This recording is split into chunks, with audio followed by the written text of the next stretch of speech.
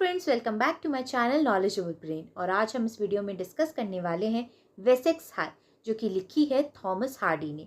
तो चलिए बिना टाइम वेस्ट करे वीडियो की शुरुआत करते हैं कुछ बातें थॉमस हार्डी के बारे में। दोस्तों, थॉमस एक फेमस इंग्लिश नॉवेलिस्ट और पोएट थे जो अपने काम में पोर्ट्रे किया करते थे रूरल लाइफ को विक्टोरियन इंग्लैंड की, जहाँ पे वो ह्यूमन सफरिंग को, फेट को, सोसाइटल रिस्ट्रिक्शंस को दिखाया करते थे। उनका काम एक ब्रिज की तरह काम करता था between Victorian realism and modernism.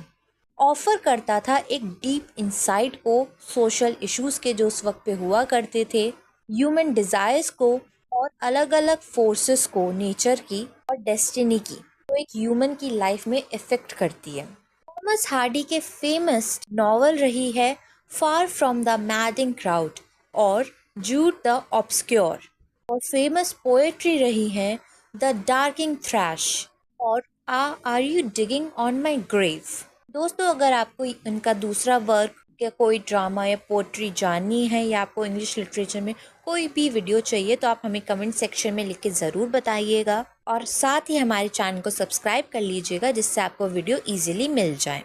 दोस्तों, थॉमस हार्डी ने वेसेक्स हाई लिखी थी 1896 में, जो रिफ्लेक्ट करती है हार्डी के डीप कनेक्शन को उन लैंडस्केप के जो कि वेसेक्स में है। दोस्तों, वेसेक जगह का नाम है जो कि सदर्न इंग्लैंड में है। इस पोएम में थॉमस ने अपने पर्सनल थॉट्स को, जो कि आइसोलेशन पे है, मेलैंकोली और नॉस्टैल्जिया पे है, मतलब कि दुख, दर्द, सेपरेशन, अकेला रहना और कुछ पुरानी यादों पे इनके जो थॉट्स है वो इस पोएम में उन्होंने प्रेजेंट किए हैं। दोस्तों, वेसेक्स हाइट्स थॉमस हार्डी की collection Wessex poem and other versus का पार्ट है, जिसको आज हम डिस्कस करने वाले हैं लाइन बाय लाइन। चलिए पोएम की शुरुआत करते हैं। पोएम की शुरुआत में स्पीकर बोलते हैं, there are some heights in Wessex shaped as if by a kindly hand, for thinking, dreaming, dying on, and at crisis when I stand। दोस्तों, इस लाइन में थॉमस हार्डी डिस्क्राइब कर रहे हैं किसी सर्टेन हिल्स को या फिर किसी हाई प्लेसेस को जो कि वेसेक्स में है, और वो बोल रहे हैं कि वो जो जगह है उसको नेचर ने इतने ब्यूटीफुली क्रिएट किया है, इतने परफेक्टली क्रिएट किया है। वो जगह, वो हाइट ऑफर कर रही है कंफर्ट को। स्पीकर कह रहे हैं ये जगह उनके लिए सोचने के लिए, सपने देखने के लिए और अपने इमोशन को कन्फ्रंट करने के लिए परफेक्ट है, खासकर तब जब उनकी लाइफ में क्राइसिस हो, जब वो रो रहे हो, जब वो पेन में हो, तब ये जगह उनके लिए परफेक्ट है अपने मन को शांत करने के लिए। आगे वो बोलते हैं, say on Ingpan beacon eastward or on wireless knack westwardly, I seem where I was before my birth and after death maybe। इस लाइन में स्पीकर बोल रहे हैं जब वो ऐसे हिल्स पर, ऐसी जगह पे खड़े होते हैं। उन्होंने यहाँ पे वेसेक्स के रियल लोकेशंस के बारे में बात की है। इंगपैन बीकन जो कि ईस्टवर्ड में है और वायरलेस नेक जो कि वेस्टवर्ड में है। बोल रहे हैं कि जब इन जगहों पे मैं खड़ा होता हूँ तब मैं एक स्पिरिचुअल कनेक्शन को महसूस करता हूँ जो कि लाइफ के बियॉन्ड है। वो सजेस्ट करते हैं कि इन हाइट्स पर, इन जगहों पे वो कुछ ऐसा फील करते हैं जैसे कि उनकी आत्मा उस जगह से ही एग्जिस्ट करती है, बिलोंग करती है, और मरने के बाद भी वो उसी जगह पर वापस आएंगे, ऐसा वो महसूस करते हैं उस जगह को लेके। आगे स्पीकर बोलते हैं, In the lowlands I have no comrade, not even the lone man's friend, her who suffered long and is kind, except what he is too weak to mend। इस लाइन में हार्डी बोल रहे हैं कि जो लो land के लोग हैं, मतलब कि अभी वो हिल्स पे हैं लेकिन जो हिल्स के नीचे जो लोग रहते हैं, जो सोसाइटी है, वहाँ पे जहाँ पे मैं रहता हूँ वहाँ पे मैं बिल्कुल अकेला फील करता हूँ, कोई भी उनके सपोर्ट में नहीं है। वो यहाँ पे बोल रहे हैं कि पेशेंस और सिंपैथी भी नहीं है, उनका कोई भी फ्रेंड नहीं है, कोई भी लवर नहीं है उनकी लाइफ में जो उनको सपोर्ट करे। दोस्तों, ये लाइन ह्यूमन वीकनेस को एक्सेप्ट करती है कि इंसान हर चीज़ फिक्स नहीं कर सकता, पर लोलैंड्स में लोग इस चीज़ को समझते नहीं हैं। सोसाइटी इन चीज़ों को नहीं समझती है। आगे स्पीकर बोलते हैं, down there they are dubious and askance, there nobody thinks as I, but mind change do not clang, where once next neighbours is the sky. इस लाइनों में स्पीकर बोल रहे हैं कि जो लोलैंड है वहाँ पे जो लोग रहते हैं वो सस्पिशियस है, वो जजमेंटल हैं, वो लोग स्केप्टिकल हैं स्पीकर को लेके। दोस्तों, ये चीज़ हाईलाइट करती है कि कैसे सोसाइटी इंडिविजुअल थॉट पे एक रिस्ट्रिक्शन लगा देती है। यहाँ पे हार्डी बोल रहे हैं कि लेकिन जो हिल्स है, जो हाइट्स हैं, वो हार्डी के लिए, वो स्पीकर के लिए एक कंपेनियन है, एक दोस्त है। कंपेनियन है खुला आसमान, जहाँ पे हार्डी फ्री महसूस करते हैं। सोसाइटल एक्सपेक्टेशन के कोई भी बर्डन से वो दूर है, उस जगह पे वो बिल्कुल फ्री महसूस करते हैं। दोस्तों, इस स्टैंजा में हमने जाना है कि स्पीकर एक जगह का नाम बता रहे हैं, उसको वेसेक्स की एक जगह है, हिल्स है वहाँ पे, जहाँ पे हार्डी जाके अपने विचार, अपने थॉट्स, अपने सपने देख सकते हैं और वो सोचते हैं कि अगर मैं मरूंगा तो यहीं पे मरूंगा। वो वहाँ पे जाके अपने दुख को, अपने सुख को खुलकर एक्सप्रेस कर सकते हैं। वो बोलते हैं जो लो लैंड पे लोग रहते हैं, जो सोसाइटी के अंदर लोग रहते हैं, वहाँ पे उनका कोई भी दोस्त नहीं है, कोई लवर नहीं है, कोई भी नहीं है जो उन्हें सपोर्ट करे, उन्हें एक्सेप्ट करे। हर कोई उन्हें सस्पिशियस और जजमेंटल की नज़रों से देखते हैं, कि उन्हें जज करते हैं, कि थॉट्स पे जज करते हैं। लेकिन वो हिल्स जो हैं वो एक कंपेनियन की तरह काम करती है, जहाँ पे हार्डी खुल के जीते हैं। आगे वो बोलते हैं, in the towns I am tracked by phantoms having weird detective ways, shadows of been who fellowed with myself of earlier days.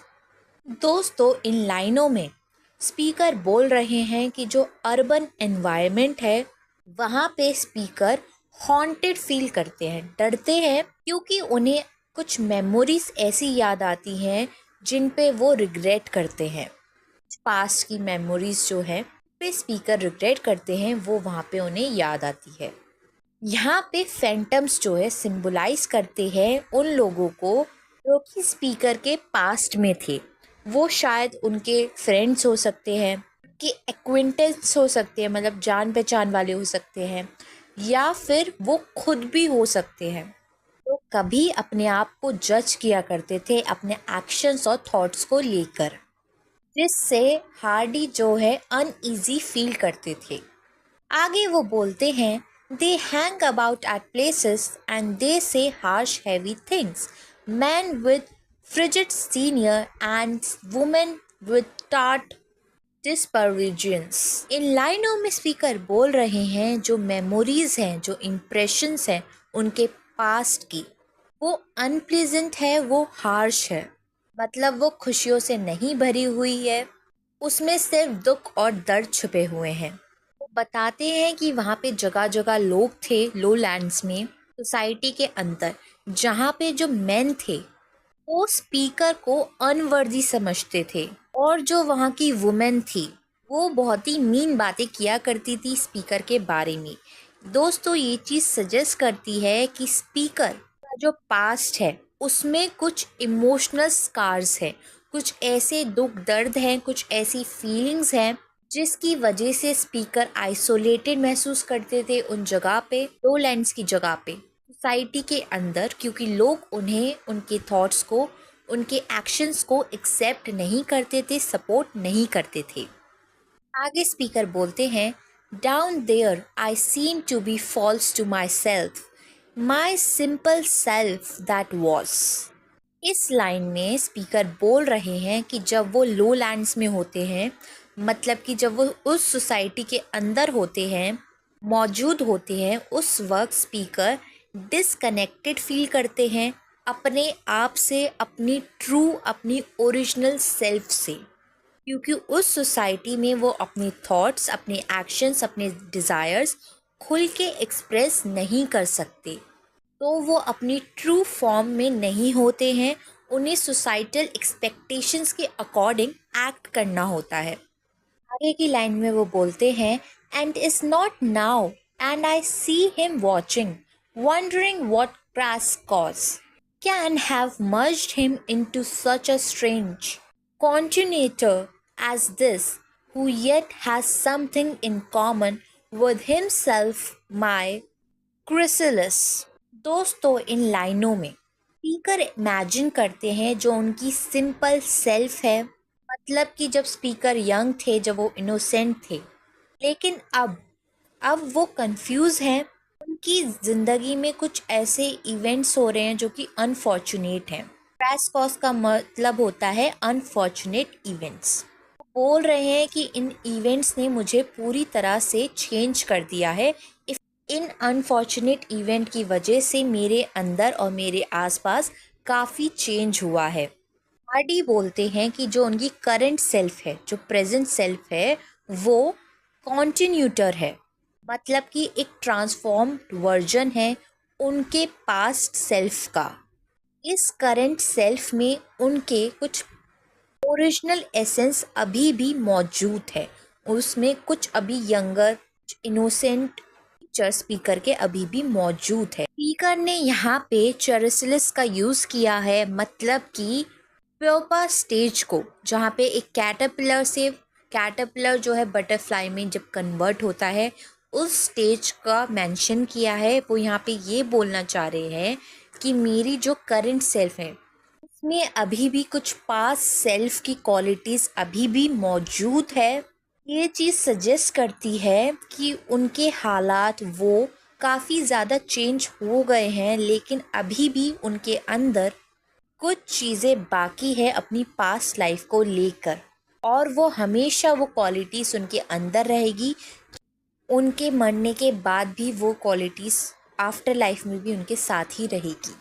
इस स्टेंजा में हमने जाना है कि स्पीकर बता रहे हैं कि जो लोग हैं वो उनको काफ़ी बुरा भला बोला करते थे, आदमी भी औरतें भी। यहाँ पे स्पीकर बोलते हैं जो मेरी पास्ट लाइफ थी, जब मैं यंगर था, तब मैं इनोसेंट था, मेरी लाइफ में दिक्कतें नहीं थी, मैं खुश था। लेकिन जो मेरी करंट सेल्फ है, करंट पोजीशन है लाइफ के अंदर, वहाँ पे सब कुछ बदल चुका है।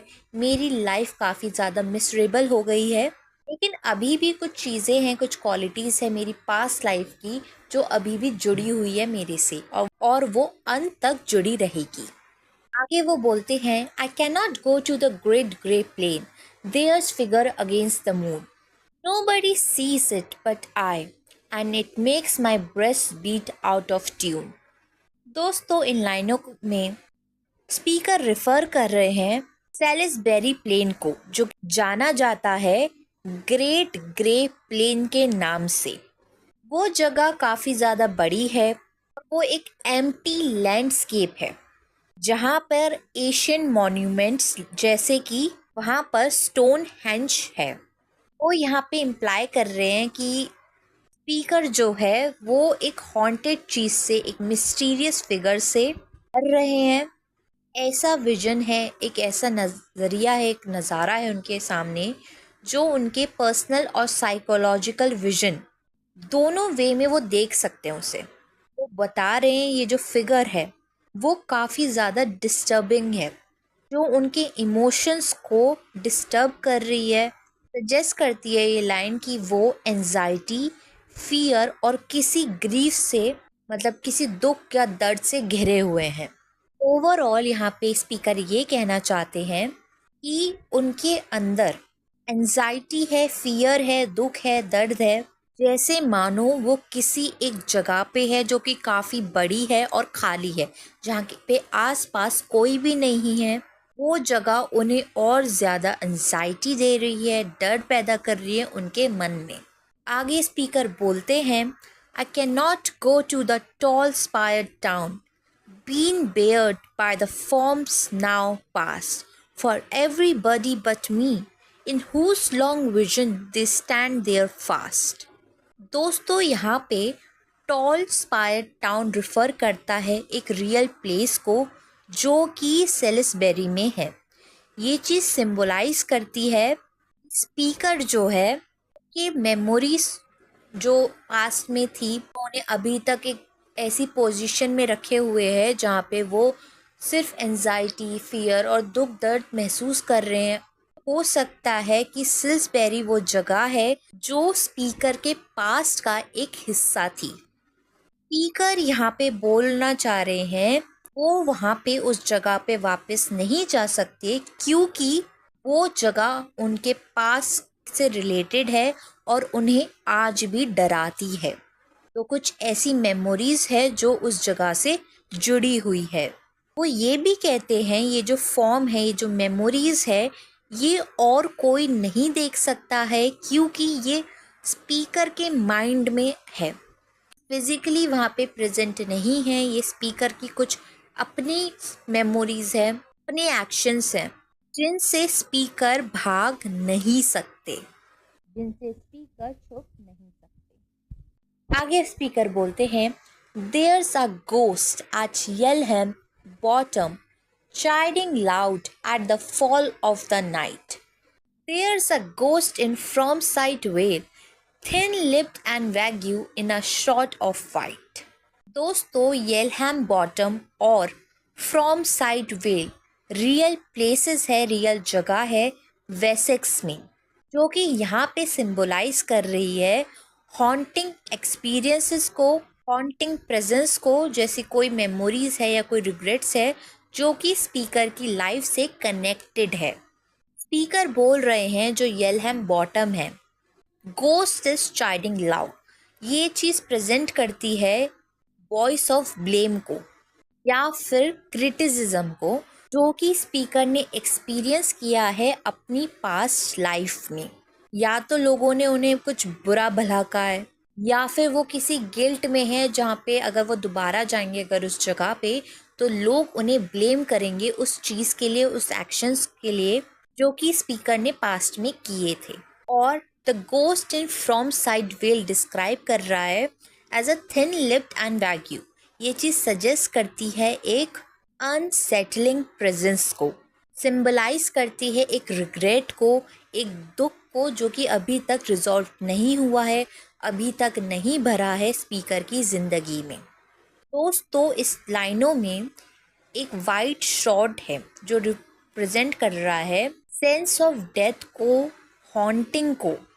ये जो मेमोरीज है ये स्पीकर को आज भी डराती है, एंजाइटी देती है, दुख पहुंचाती है। आगे वो बोलते हैं, There is one in the railway station whenever I do not want it near. I see its profile against the pane, saying what I would not hear. इन लाइनों में स्पीकर रिफ़र कर रहे हैं फैंटम और हॉन्टिंग मेमोरी को जो कि आज तक उन्हें फॉलो कर रही है। इनफैक्ट वो मेमोरीज उन्हें तभी भी याद आती है जब वो ट्रेन में सफ़र करते हैं, ट्रेन में राइड करते हैं।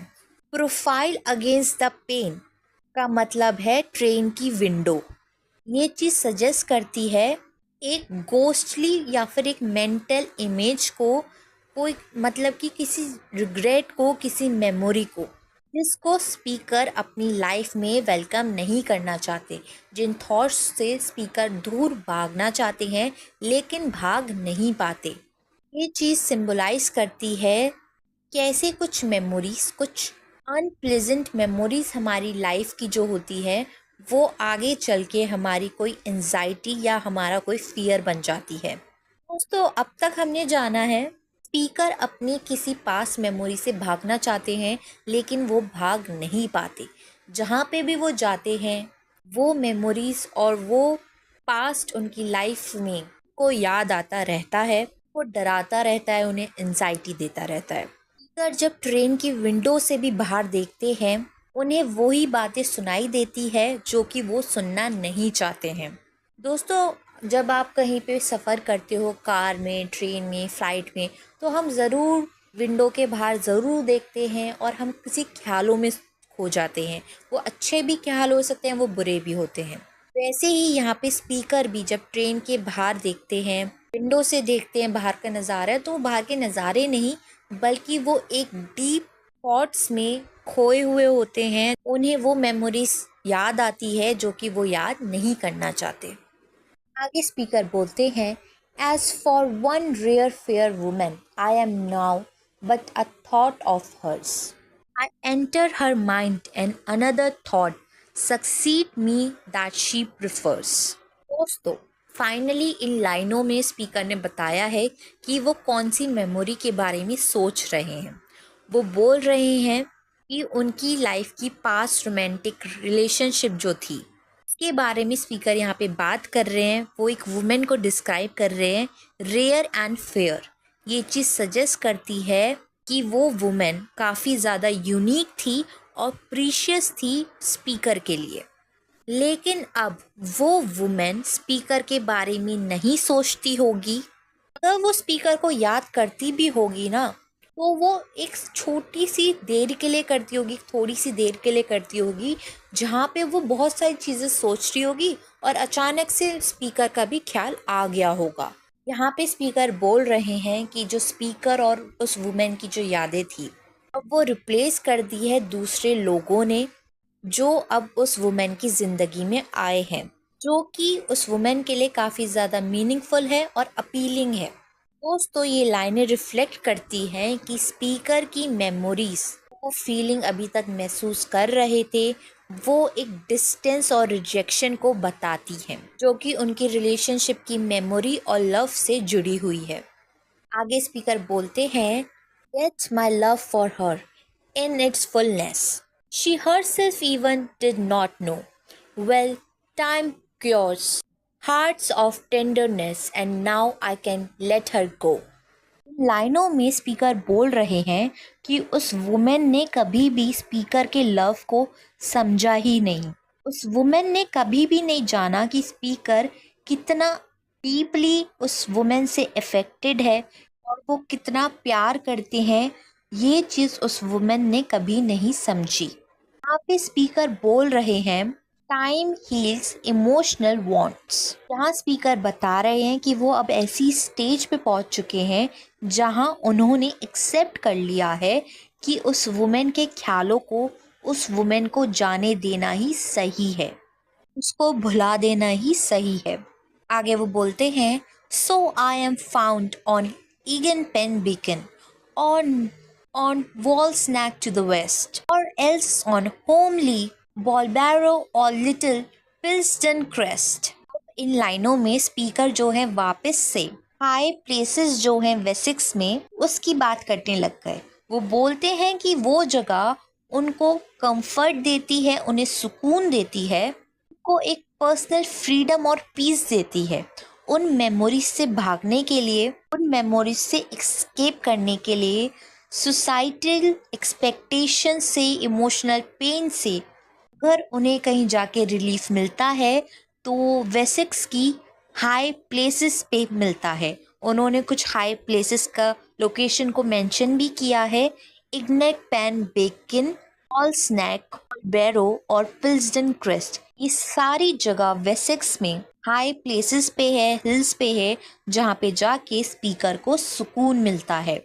वहाँ पे वो अपने इमोशनल पेन, मेमोरी और सोसाइटल एक्सपेक्टेशन के बर्डन से दूर रह सकते हैं, अपने एक पर्सनल फ्रीडम और पीस के साथ। आगे वो बोलते हैं, where man have never care to haunt nor women have walked with me and ghost then keep their distance and now some liberty.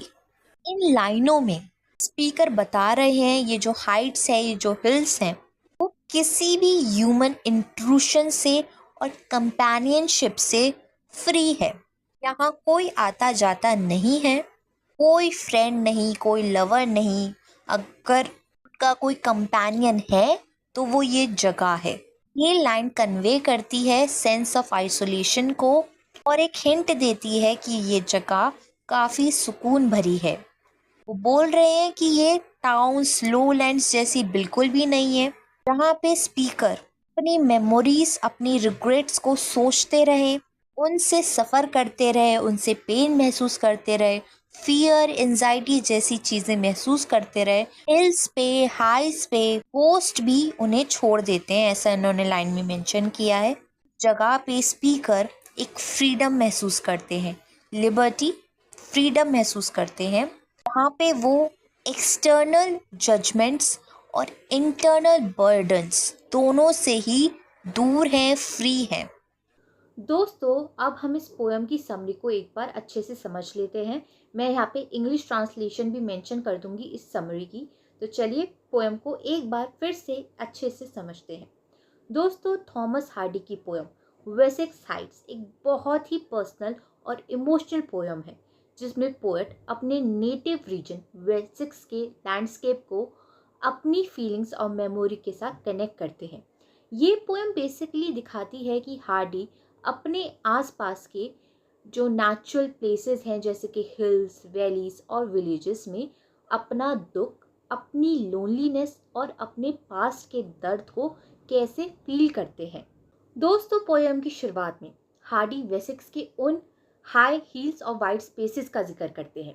Normally आप सोचेंगे हाई हिल्स शांति और कंफर्ट देगा, लेकिन हार्डी के लिए ये जगह बिल्कुल उल्टी है, बिल्कुल उल्टा इफेक्ट करती है। जब भी वो इन हाइट्स को देखते हैं, उसे एक अजीब सी सैडनेस फील होती है। ये हिल्स साइलेंट और ग्रैंड है। हार्डी के लिए वो साइलेंस एक हैवी ग्रीफ का रिमाइंडर बन जाती है। आगे चलकर वो बताते हैं कि वेसेक्स के कुछ टाउन्स हैं, कुछ विलेजेस हैं, जो उसके लिए पेनफुल मेमोरीज लाते हैं। हर स्ट्रीट, हर घर उसके पास्ट के लोगों की याद दिलाते हैं। वो लोग जिनके साथ उसके रिलेशनशिप्स थे, लॉस्ट लव या फिर कुछ ऐसी डिसअपॉइंटमेंट जो उसके दिमाग में दोबारा से जिंदा हो जाती है। मतलब हर जगह हार्डी को अपने गुजरे चुके पल की याद दिलाती है, जो सिर्फ उदासी लाती है। फिर हार्डी ये भी एक्सप्लेन करते हैं कि पूरे वेसेक्स का लैंडस्केप उसकी पर्सनल हिस्ट्री से जुड़ा हुआ है। चाहे वो फील्ड हो, चाहे पाथ हो, वैलीज हो, सब उसके लिए एक न्यूट्रल जगह नहीं है। हर कॉर्नर उसकी लाइफ का एक चैप्टर है जो उसको याद दिलाता है, स्पेशली ऐसे मोमेंट्स जो उसके लिए दुख भरे हैं। इसी वजह से वो नेचुरल ब्यूटी को भी अपने पर्सनल दुख से अलग नहीं कर पाता। दोस्तों, यहाँ पे हार्डी ये भी बताते हैं कि क्वाइट कंट्री साइड और जो लोनली हिल साइड है उसे पीस नहीं देती। जहाँ एक नॉर्मल इंसान को ये सब देख के शांति मिलती है, हार्डी को सिर्फ अपनी लोनलीनेस और लॉसेस याद आते हैं। वाइल्ड स्काइज और एम्प्टी फील्ड्स आके एको बन जाते हैं, जो उसकी इनर सैडनेस को और ज़्यादा डीप कर देती है। तो दोस्तों, ओवरऑल वेसेक्स हाई एक ऐसी पोयम है जो सिर्फ नेचर का डिस्क्रिप्शन नहीं देती, बल्कि हार्डी के अंदर की दुनिया को भी रिफ्लेक्ट करती है। जिस वेसेक्स को वो इतना प्यार करता था, वही उसके लिए एक मिरर बन जाता है, उसके लॉसेस, उसके रिग्रेट्स और उसकी लोनलीनेस का। आई होप आपको ये पोएम समझ में आ गई हो, और वीडियोस देखने के लिए चैनल को लाइक करें, शेयर करें और सब्सक्राइब करना बिल्कुल ना भूलें। अगली बार फिर मिलेंगे एक और नई वीडियो के साथ। Thank you for watching this video.